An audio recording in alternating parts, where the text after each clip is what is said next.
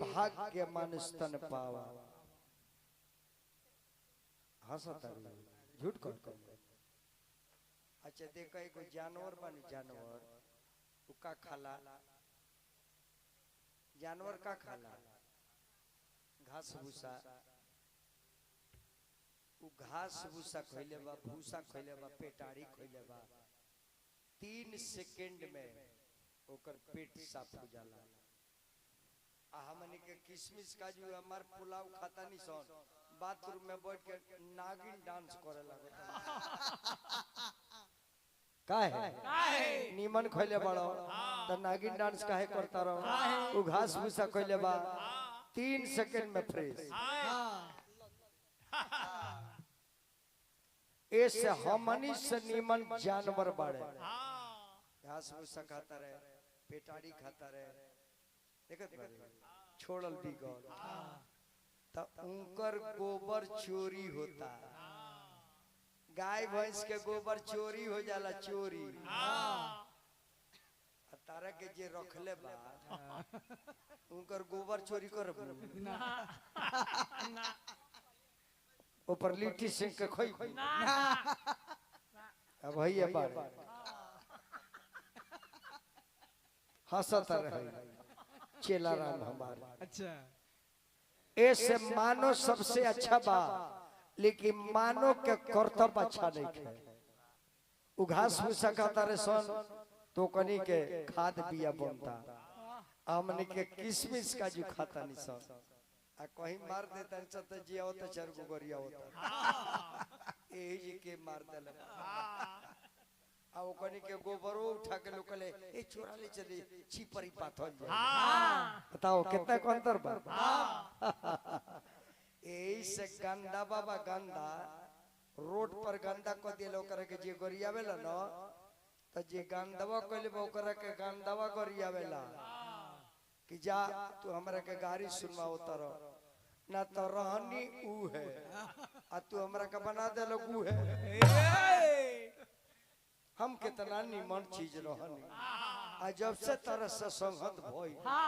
वाह तू खरी पेरले बा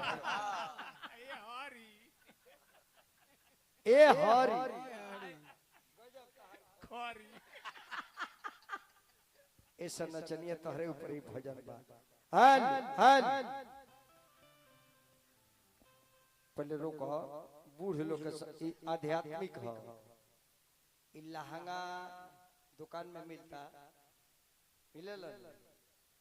आई घड़ी ओड़ी चूड़ी ओड़ी सब मिलेला ये बाली कान वाली सब मिली आई चैन फैन सब मिली लेकिन हई जन लहंगा बा हई एकर कहीं फैक्ट्री बा एकर कहीं दुकान बा एकर कहीं टेलर बाड़े क्या टेलर सिलाई किया है क्या लहंगा पहनाया है। ओ मालिक के सत्संग ना करब त केकर करब देखो लदन के ऐसन सुंदर लहंगा चमड़ा रूपी लहंगा को तो नहीं कपड़ा ना ऐसन सुंदर लहंगा और मिलल होई महंगा एकरा के दिहलू लसरिएरा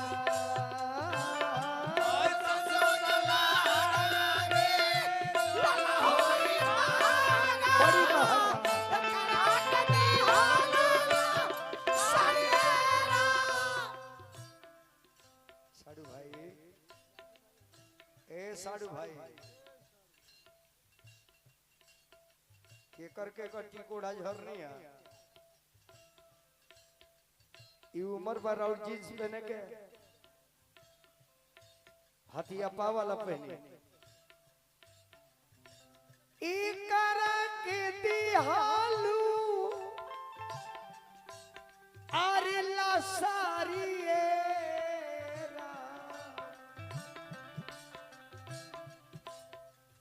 कब है केहू ने के जानो मजिस्ट्रेट चेकिंग कह के ना सीबीआई बता के ना आई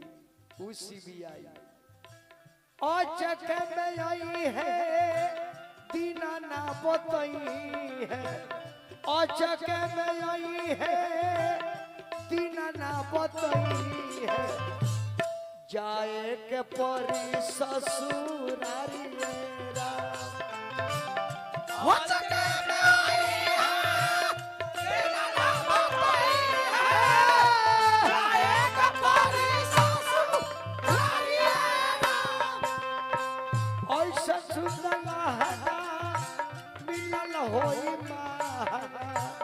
एकरा कटी हालू लसरिएरा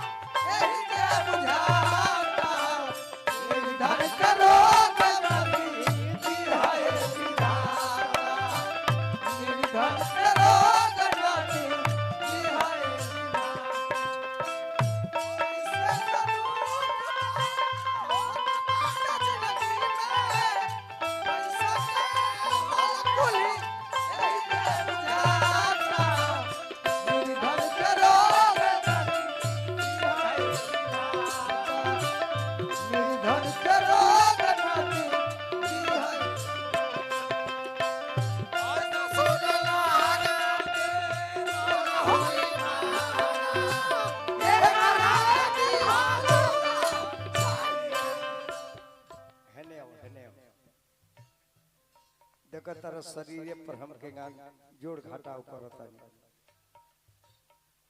इस शरीर मंदिर है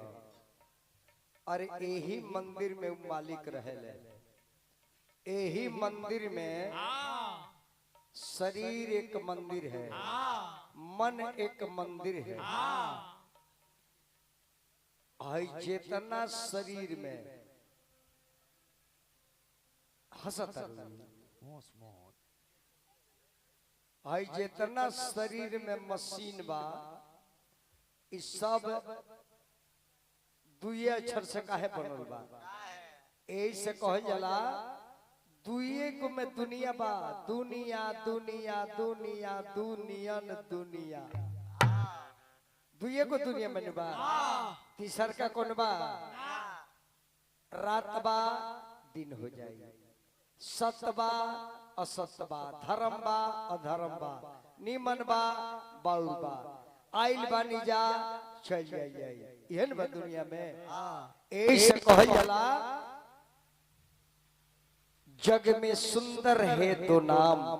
चाहे कृष्ण को हो या राम आई जितना है शरीर के फंक्शन बा ये सब दुई अक्षर से बनल बा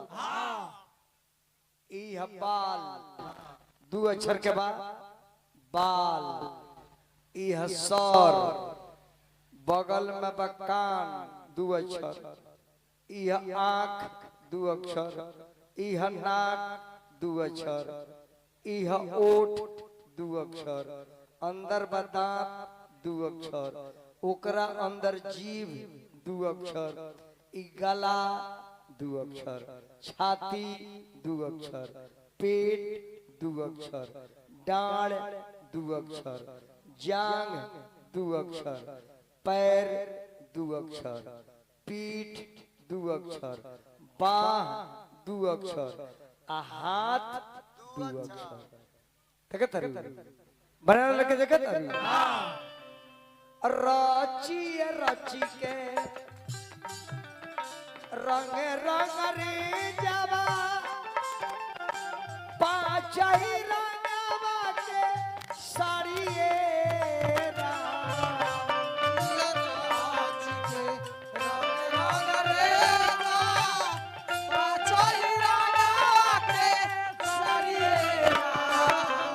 राची राची के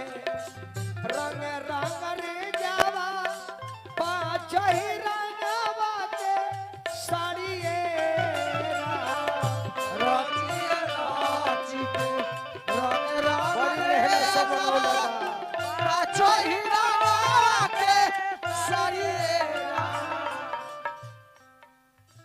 हीरा रतन जतन नहीं कइलू हीरा रतन जतन नहीं कइलू लेके बनवलू का बाड़िएरा हीरा रतन जतन नहीं कइलू बनवलू का बाड़िएरा ए ऐसन सुसलहगा मिलल होई महगा एकरा कदी हालूला सारिएरा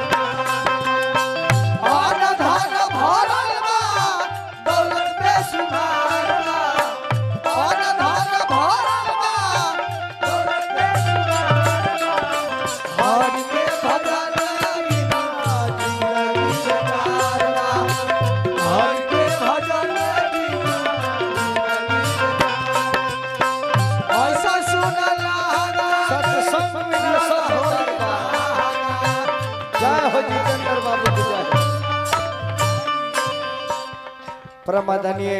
पंचायत का आदर्श मुखिया हमरा जितेंद्र बाबू हजारों हजार सने हमरो के दरबानी 500 नित्यांगना के 500 यह देखो उत्तम विचार ए विचार के मुखिया हर जगह केहू नहीं है जितना तारा के चाहे 4 आना मिले चाहे 1 पैसा मिले बराबर मिलता अन्ना तो जाना नचनिया लोग 5 रुपए देता लोग अभ्यास लोग 50 रुपए देता बाइकिन के नकी देते वो ठीक बा हमने के आंगनबाड़ी खाली रह गए ऐसे कि बैठल वालों अच्छा ओकरा काती खेत में कुदारी लेके घूमे के पड़ और का ई मकान अब मुखिया जी के मकान एक ही हाइयो 5 गो मटेरियल से बनल बा आ उहो 5 गो मटेरियल से बनल बा एकरा में 5 गो का लागल बा शीत जल पावक गगन समीरा अब मुखिया जी के मकान में 5 गो का लागल बा का ईटा बालू सीमेंट गिट्टी और रॉड 5 गो भाई त ई मसाला बनल बा पानी से आ हई मसाला बनल बा ब्लड से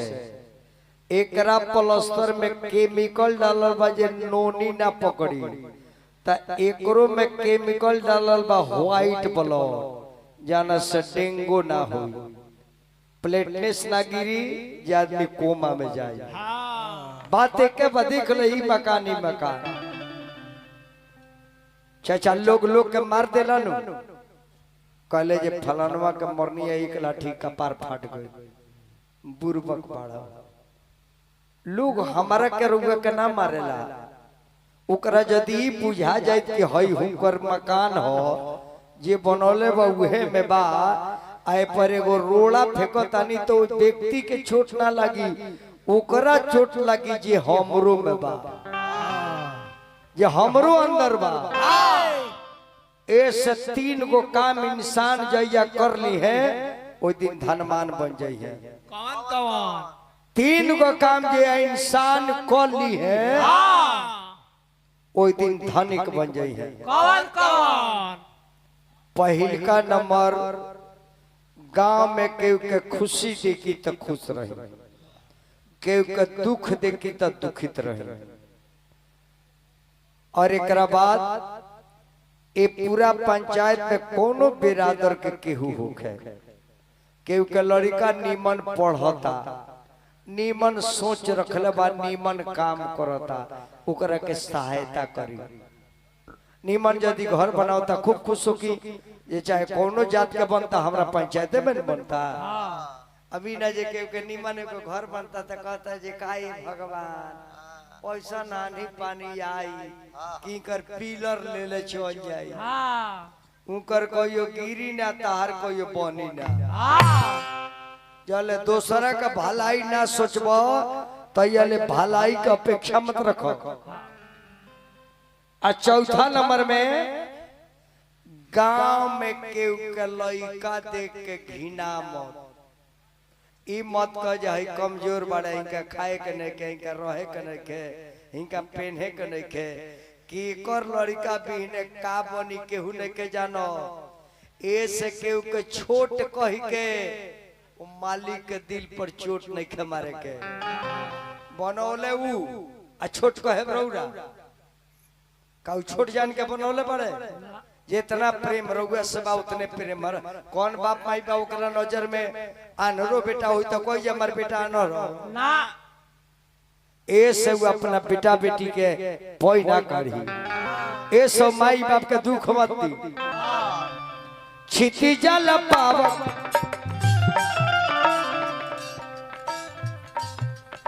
छिती जल पावक गगन समीरा, पांच को सब यारी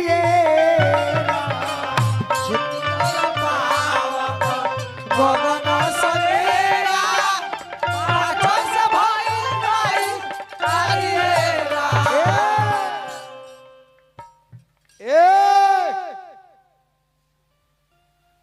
एक दिन जाई वो सर्विसिंग सेंटर पर, साबुन से सरफ से ना धोआई, एकर धोबी ऊपरे बा। कहता विजेंदर कि सोचना तनी अंदर, उ धोबियो न धोवे के साकारिएरा।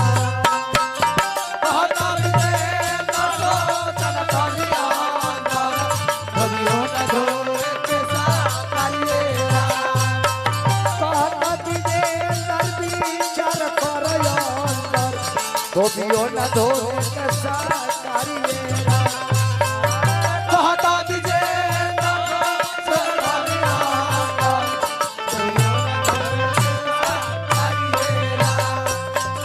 ऐसा छुटला मिलन होई महागा, एकरा कटी हरुला सारिएरा। हे ऐसा छुटला मिलन होई महागा,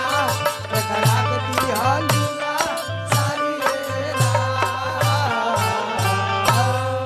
फिर एगो चैत मारो।